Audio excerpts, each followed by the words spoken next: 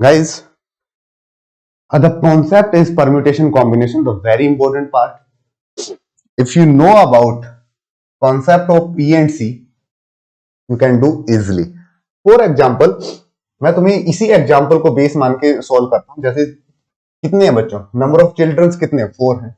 For example children A, children B, children C और children D, right.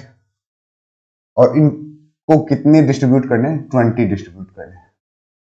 ये सिर्फ basic fundamental लिखा था. अब तुम लोग जस्ट फाइंड आउट, क्या फाइंड आउट करना है, the number of way distributing 20 identical balloon among of 4 children such that each child gets some balloon but no child get odd number of balloon.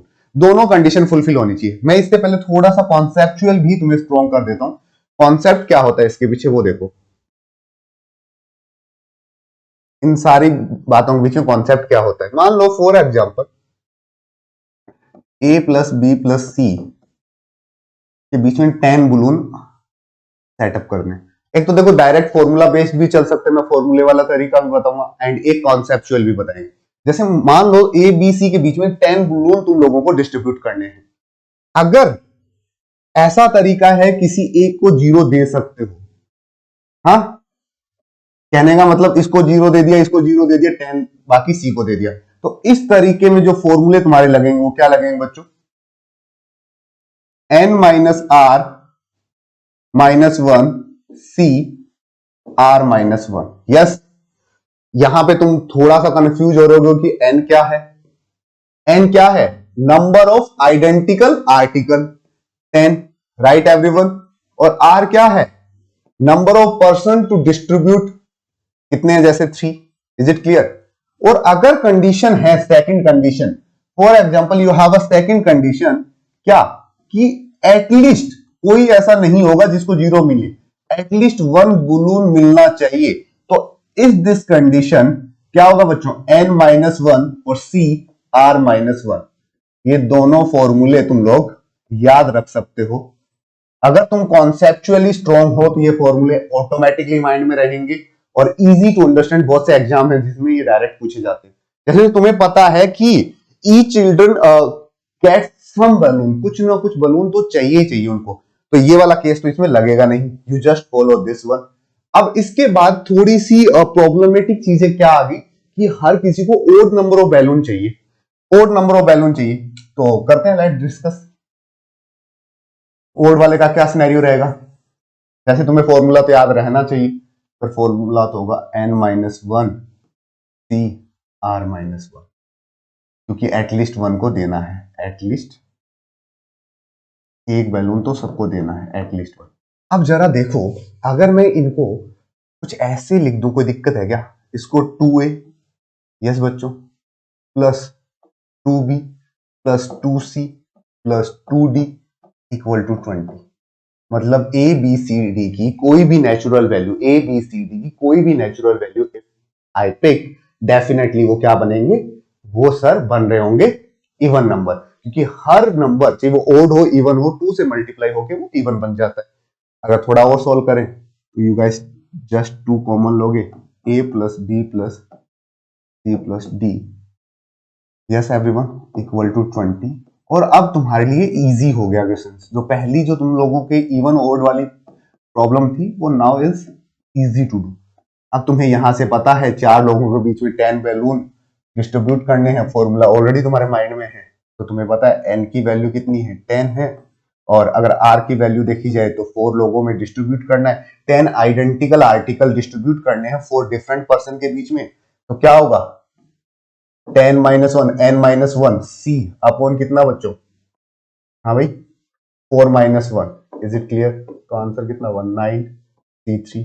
अगर तुम 9c3 का solution देखना चाहो, क्योंकि ये थीटा बेस्ड आंसर टाइप करना है, तो 3 डाउन कर दो.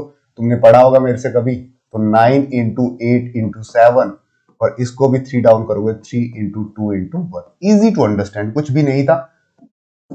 3 से ये कैंसिल आउट हो जाता 3 टाइम, 2 से ये कैंसिल आउट हो जाता 4 टाइम, 12 इंटू 7 84 योर आंसर. ये तो तब जब तुम्हें ये एग्जैक्टली फॉर्मूला याद है, एग्जैक्टली ये फॉर्मूला याद है, 84 आंसर तुम्हें टाइप करना था. सम टाइम क्या होता है, we have a strong mindset and strong concepts, फॉर्मूलों पे इतना अपन फोकस नहीं करते। अगर डॉक्यूमेंट करने की बात है तो फॉर्मूले पे कुछ जगह काम कर देते हैं, टाइम बचा लेते हैं, बट फिर भी अगर तुम्हें सिर्फ कॉन्सेप्ट याद है तो थोड़ा सा सिखाता हूं मैं तुम्हें, ठीक है।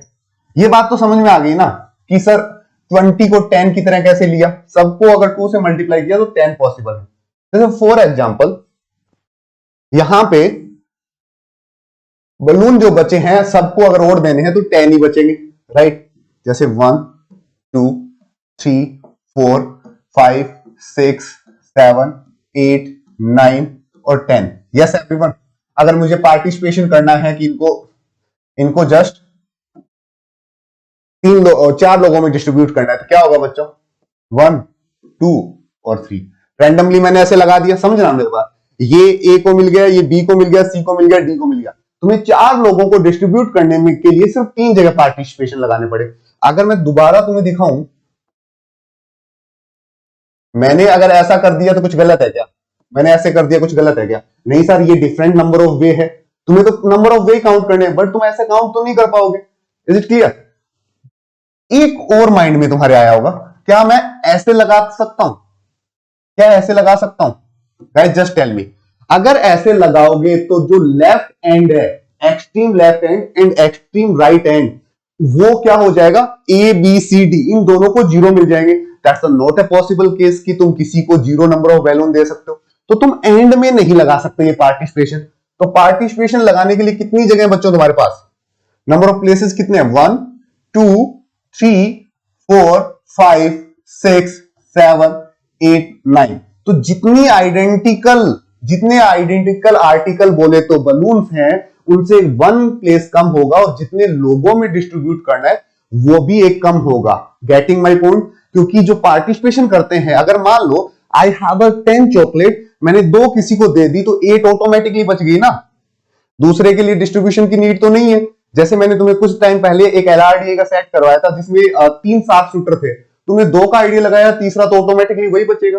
तो यही सिनेरियो यहां पे है, यही सिनेरियो यहां पे है कि 10 के लिए तुम्हें कितने प्लेस मिलेंगे, 9, और उनको कितने कितने पार्टीशन में लेके जाना है, 4 लोगों के लिए 3 पार्टीशन। तो डायरेक्ट भी सोचा जा सकता था, बट उसके लिए तुम्हें स्ट्रॉन्ग कॉन्सेप्ट चाहिए। ठीक है, करो 9 को 3 डाउन करो और 3 को 1 तक लिखो, राइट। ये 3 टाइम कैंसिल आउट हो गया, ये 4 टाइम, 12 का 7 time 84। That's your answer. What ever you want. मैं हर क्वेश्चन के साथ कॉन्सेप्ट भी कैरी कर रहा हूं, सो दैट जो भी बच्चा ये क्लास देखे वो आइडेंटिफाई कर पाए क्या वो एकदम एग्जैक्ट अपने कॉन्सेप्ट को रिवाइज कर पा रहा है